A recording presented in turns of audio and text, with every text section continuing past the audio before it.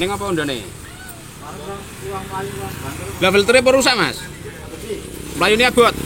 Filternya apa rusak? Wis dicek. Padha suwek po. Oh ya wis, sik. Oke, unit Vario sudah saya tes. Yang menurut pemiliknya itu disuruh ganti filter ya.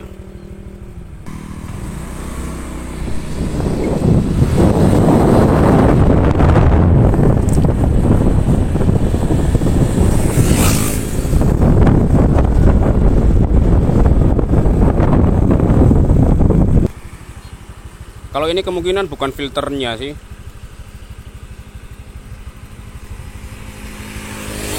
Bukan masalah filter ya. Kalau filter, sekotor-kotornya filter itu hanya 20% pengaruhnya ke performa mesin. 20%. Yang terpenting filter itu masih kondisi tidak sobek walaupun reget ya. Itu. Kemungkinan besar ini ada kelainan di tekanan full pump atau rotaknya pasti. Masalahnya gas di RPM 5000 itu ada semacam kayak delay, ngelok itu. Nah biasanya itu permasalahannya ada di tekanan full pump atau rotaknya itu biasanya tekanannya sudah menurun. Nah nanti tak cek untuk filternya kondisinya itu apakah sobek, terus basah lembab itu ya. Sekotor-kotornya filter ini hanya berpengaruh 20% kurang lebih. Oke, langsung saja teman-teman, langsung saja saya buka di bagian box filternya. Saya buka di bagian box filternya karena konsumen ini meminta saya untuk mengganti di bagian filternya atau saringan udara ya, karena memiliki kendala unit Vario ini untuk top speed itu susah sekali, akselerasi apalagi. Untuk bagian filternya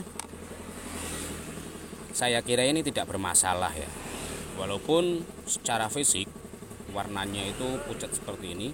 Selama ini masih baik atau dalam kondisi tidak sobek, menurut saya pribadi tidak bermasalah, masih bisa dipakai.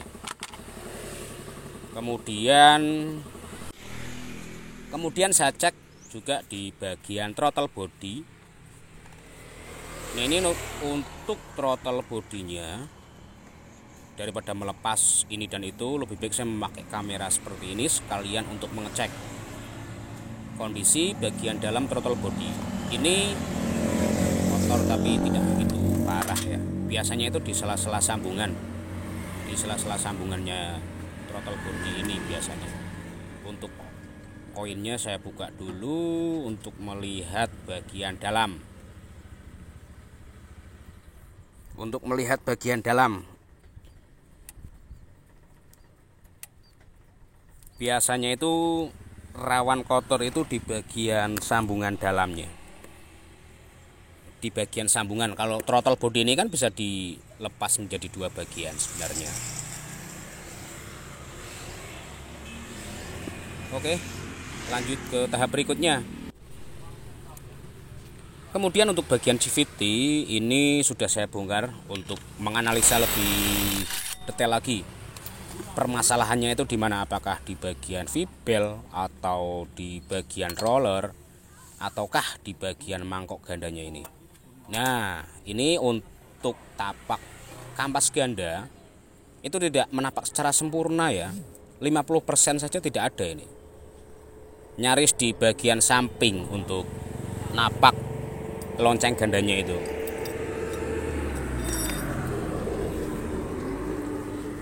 Kemudian saya cek juga di bagian rumah roller, karena harus step by step untuk pengecekan ini. Untuk V-beltnya saya rasa ini tidak mengalami cacat secara fisik, masih bagus.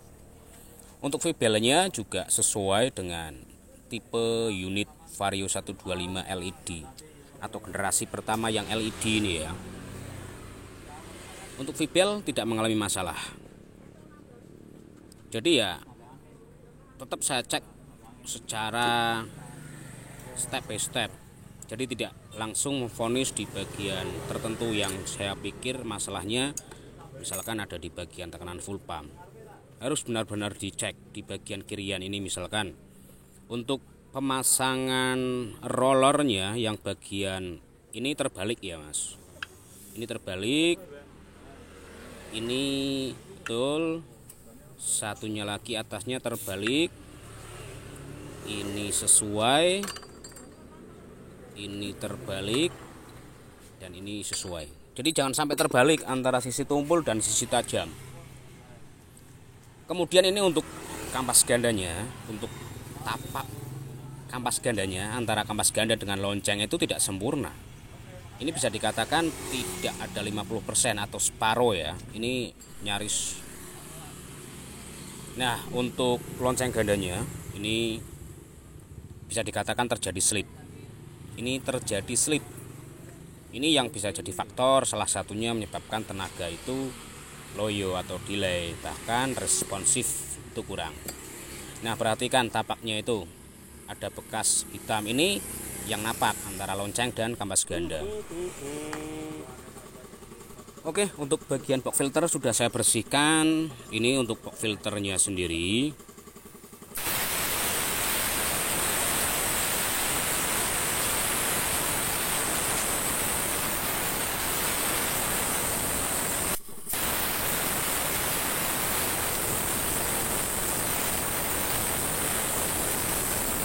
Apalagi motor-motor yang jenis injeksi itu wajib bersih untuk di bagian box filternya atau saringan, tempat saringan udara filternya itu sendiri ya.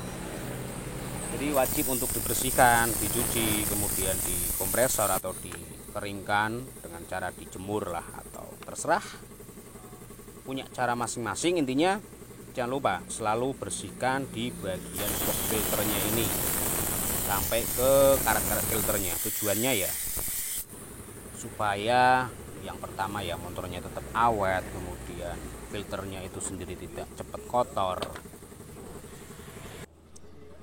Kemudian untuk throttle bodinya, nah ini yang saya bilang dari depan tadi kelihatan bersih. Biasanya itu di bagian sambungannya ini kan throttle body bisa dilepas menjadi dua bagian seperti ini. Nah, bisa dilihat, nah ini kan ada sambungan, ini sambungan intake throttle body atau intake manifold lah katakan. Kemudian untuk setelan anginnya, idle langsamnya ini juga wajib dicek. Nah, karet ini jangan lupa dilepas.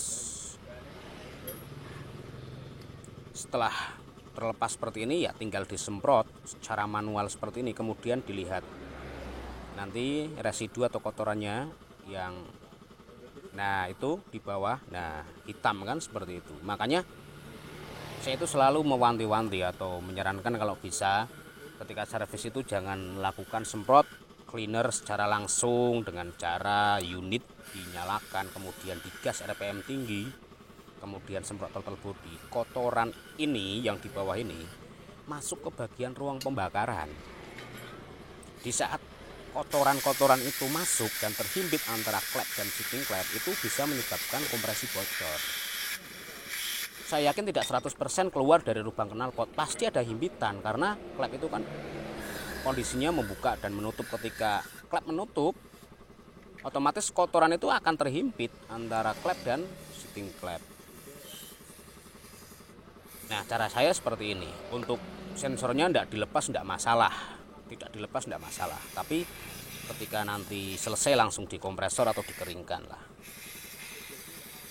Jadi sebenarnya simpel untuk servis throttle body ini, tinggal dibersihkan pakai kuas seperti ini. Untuk bagian fisik luarnya sih kalau saya pribadi tidak terlalu fokus untuk membersihkan. Yang paling penting itu bagian dalam, bagian sela-sela ini yang paling penting. Tidak masalah di bagian fisik luar kelihatan kotor, yang penting bagian dalam. Itu menurut saya pribadi teman-teman, ya relatif lah. Nah, kalau sudah bisa dicek seperti ini.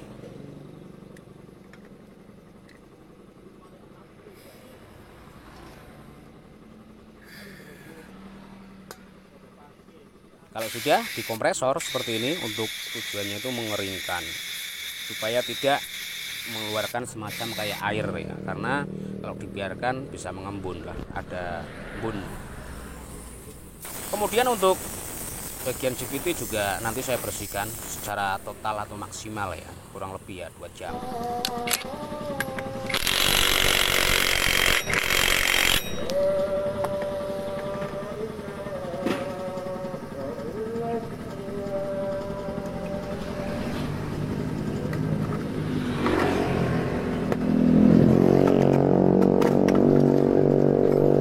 Saya lanjut ke bagian ini saja dulu ya, bagian pemasangan di bagian GPT dulu, lubangin nanti saja. Intinya ini saya tutup dulu supaya.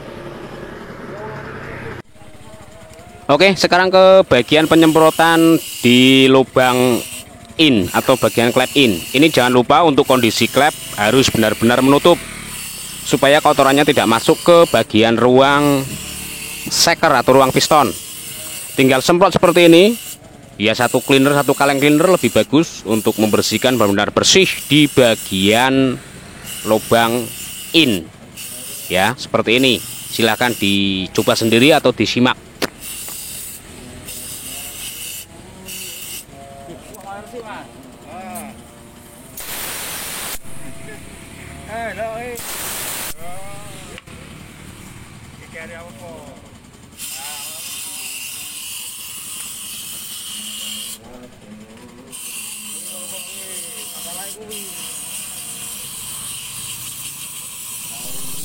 Oke, lanjut ke penyemprotan di lubang in. Nah, perhatikan residunya atau kotorannya, warnanya. Coba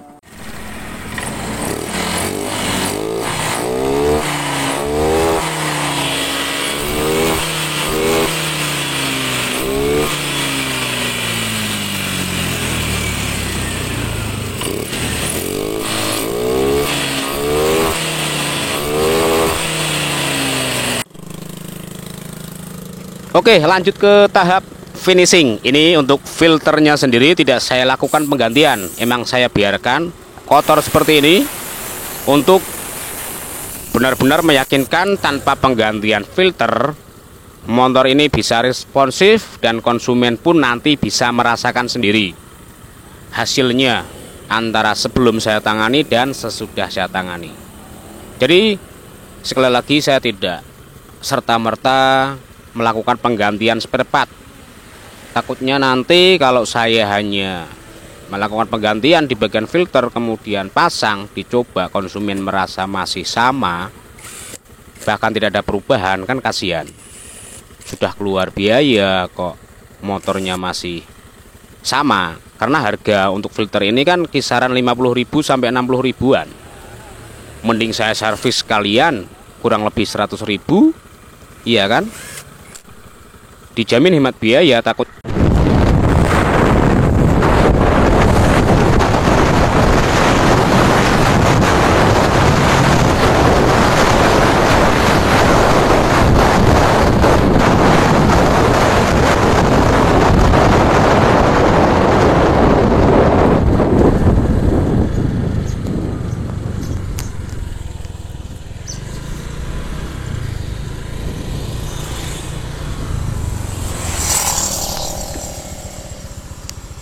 Oke, vario tanpa penggantian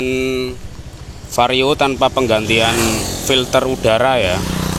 Ini tanpa penggantian filter udara untuk responsif, akselerasi kemudian top speed itu jauh berbeda daripada sebelumnya.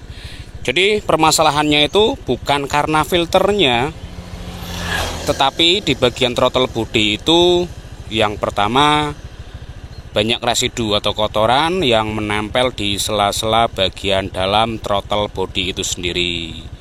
Kemudian bagian kampas ganda juga kotor. Kemudian yang paling penting itu di bagian intake atau di bagian lubang in itu juga banyak kotoran-kotoran yang menempel atau sisa dari pembakaran, atau biasanya itu sisa dari penyemprotan cleaner karbu melalui lubang throttle atau lubang filter. Jadi seperti itu kesimpulannya. Nah, nanti untuk testimoninya langsung oleh sang pemilik atau pemakainya itu sendiri ya. Jadi ini masih memakai filter yang lama tanpa dilakukan penggantian. Request dari pemiliknya kan minta untuk ganti filter karena motornya yang pertama ngempos atau delay, dikiranya kan filter. Jadi sekali lagi ketika servis itu ya harus benar-benar telaten, dibersihkan di bagian box filter, kemudian bagian CVT, terus throttle body, dan jangan lupa semprot juga di bagian lubang in. Nah, atau klep bagian in itu wajib dibersihkan. Ya, bisa diambil bahwa filter itu hanya berpengaruh 20% lah kurang lebih. Jadi kalau ini diganti filter, saya yakin larinya juga tidak akan berubah. Jadi kalau masalah penggantian filter itu gampang ya. Ketika konsumen minta ganti filter ya tinggal ganti tanpa kita tahu perubahannya. Seperti itu. Saringannya iki ora ngaruh, bener. Saringannya iki ora ngaruh. Nek ini ibaratnya sampean ganti filter mau to, kuwi tetap utuh mlayune. Masalahnya filter kuwi cuma 20%. Selama filternya sampean kan filternya kan iji. Gampangannya kan filternya iki urung bolong, ora masalah. Emang warnanya pucet ngono, selama kuwi ora bolong, ora masalah. Kan sampean ngrasake dhewe to, iki filternya iji original. Masalahnya apa? Ya kotor kaya box filter terusan CVT. Terus apa jenenge kuwi throttle body ngono kuwi. Makane nek servis cuman semprot cleaner ngono to, ya efeke ya ngono kuwi. Dadi nek misale sampean kok tekan leri, Mas meh ganti filter. Aku mau ganti filter, kon gantike filter iso wae, cuman kan aku dibeban mesake sampean harus ganti filter 55 misalnya to, urung ongkos pasangi berarti kan 10.000 15.000. Sampean ora duwe perubahan, tetep sampean kan engko kelong duit meneh. Misale servis suatu saat nah ya ngono kuwi. Dadi filternya kan jauh utuh, tapi kan tenaganya sepenak, masalah ya resiki kabeh ngono kuwi. Wis. Yuk.